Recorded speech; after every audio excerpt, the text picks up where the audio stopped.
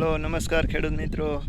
तो खास કરીને આપણે છે કાજી ડુંગળી બનાવવા માટે જે ચોમાસામાં કાજીનો સ્ટોક કરતા હોય તેને આપણે જૂની પદ્ધતિ એટલે કે જે થોક અને થોક કરતા અથવા તો ઓલની અંદર નાખતા હોય અને તેની અંદર અવારનવાર બગડી જતી આખું વર્ષ આપણે ધ્યાન રાખવું પડતું હોય અને વારંવાર આપણે છે તે કાજીને ફેરવી અને સારા મોળી ગોતવી પડતી હોય તેમ છતાં પણ આપણી કાજી છે તે બગડી જતી હોય તો એના માટે આજે આપણે છે તે નવી રીતે એક દેશી જુગાડ કરીને કાજી ખડકી છે તેના વિશે આપણે વાત કરવી છે અને તમને દેખાડું કે આપણે છે તે કેવી રીતે કાજી ખડકવાની તો તમે પણ છેલ્લે સુધી વિડીયો જોજો અને આપણે કેવી રીતે કાજી ખડકી છે અને આખું વરસ તમારે પણ જો એક આવી રીતે ખડકી દેશો તો આખું વરસ કાજીને જોવા પણ નહીં રહે અને એક પણ કળી નહીં બગડે તો ચાલો તમને વિડીયોમાં દેખાડું મિત્રો તો ખાસ કરીને વિડીયોમાં છેલ્લે સુધી બન્યા રહેજો।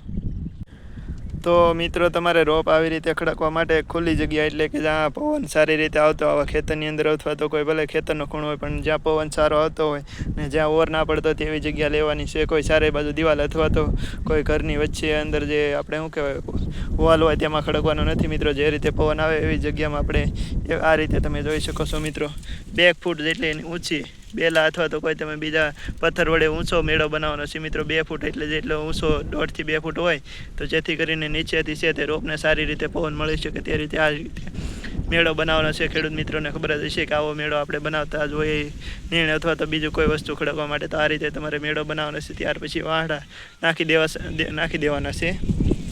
ત્યાર પછી મિત્રો આપણે છે તે સાંઠિયું નાખી દેવાની છે જેથી કરીને કળી છે તે નીચે ના પડી જાય મિત્રો।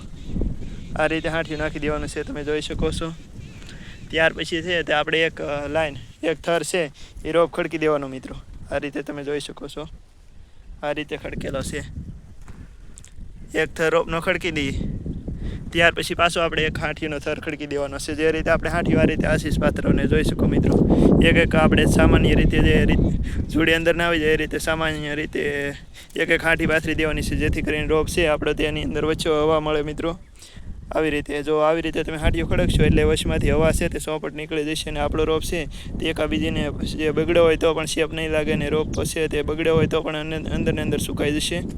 તો આ રીતે એક થર આપણે મૂકવાનો છે અને ત્યાર પછી પાછો રોપ ખડકવાનો છે। ત્યાર પછી પાછી હાંઠિયુંનો થર ખડકવાનો છે। કપાસની હાંઠી આવે છે તેનો થર મૂકવાનો છે પછી પાછો રોપનો થર મૂકવાનો છે। એ રીતે તમે છે તે રોપ ખડકી શકો છો। આ રીતે મિત્રો તમે જોઈ શકો છો।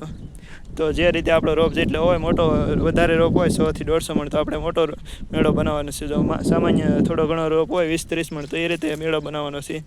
જેટલો રોપ હોય એ રીતે વધુમાં વધુ અહીંયા અમારે તો આ બધું છે તે એક ભાઈ 800 થી 1000 મણ પણ આ રીતે હાંઠિયુંમાં ખડક્યો હતો અને એને રોપ પણ બગડ્યો નહોતો મિત્રો। તો આ રીતે તમે પણ એકવાર ટ્રાય કરી શકો છો મિત્રો।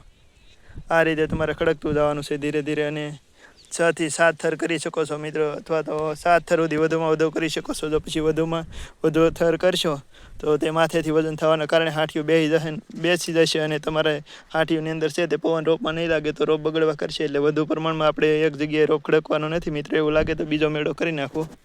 હવે તમે ધીરે ધીરે રોપ ખડકતા જશો અને જ્યારે છેલ્લો થર આવે ત્યારે આપણે વચમાં ખડકવાનો છે। બે બાજુ આપણે મકાને જે રીતે ઢાળ હોય એ રીતે ઢાળ પાડી દઈશું જેથી કરીને આપણે માથે છે તે સાઈડની કડી અથવા ચારની કડી કરીને માથે તાલપત્રી અથવા તો કાગળ ઢાંકી દેવાનો છે મિત્રો। આપણે આ રીતે તમે જોઈ શકો છો હાંઠિયુંનો છે તે ઢાળ આપી દીધેલો છે મિત્રો।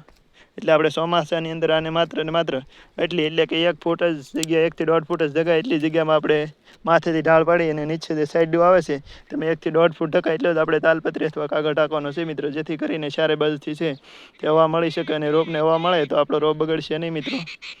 તો આ રીતે તમે પણ એકાદી વાર છે તે આવી રીતે રોપ ખડકો જેથી કરીને આપણે જૂની રીતે રોપ ખડકતા તેની અંદર વધુ પ્રમાણમાં મહેનત પડતી અને આપણો રોપ બગડવા કરતો હોય અને આપણે છે તે વારંવાર રોપને જોવો પડતો હોય અને સારો કરવો પડતો। જો આ રીતે તમે ખડકશો તો તમારે આખું વર્ષ રોપ ખડકો જોવાનો નહીં રહે અને એકદમ સારી કળી રહેશે। એકાદી વાર આવી ટ્રાય કરી જોજો મિત્રો। આપણે તો 4-5 વર્ષથી આવી રીતે ખડકીએ છીએ અને રોપ છે તે જરાય બગડતો નથી। પહેલાં એવું હતું કે આપણે જ્યારે રોપ ખડકતા ત્યારે વધુ પ્રમાણમાં બગડી જતો હતો પરંતુ જો આવી રીતે હાંઠિયુંમાં ખડકવાનું ચાલુ કર્યું ત્યાર પછી આપણે બગડતો નથી મિત્રો।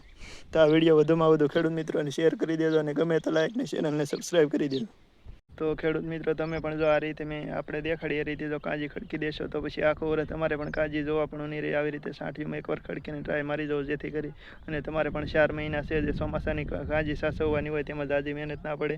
તો આ વિડીયો ગમ્યો હોય તો લાઈક કરી દેજો અને વધુમાં વધુ ખેડૂત મિત્રોને શેર કરો જેથી કરીને જે લોકો કાજીનો સ્ટોક કરે છે અને તેને આવી દેશી જુગાડ જોવા મળે જેથી કરીને છે તે કાજી ના બગડે અને ખેડૂત મિત્રોને ફાયદો થાય મિત્રો।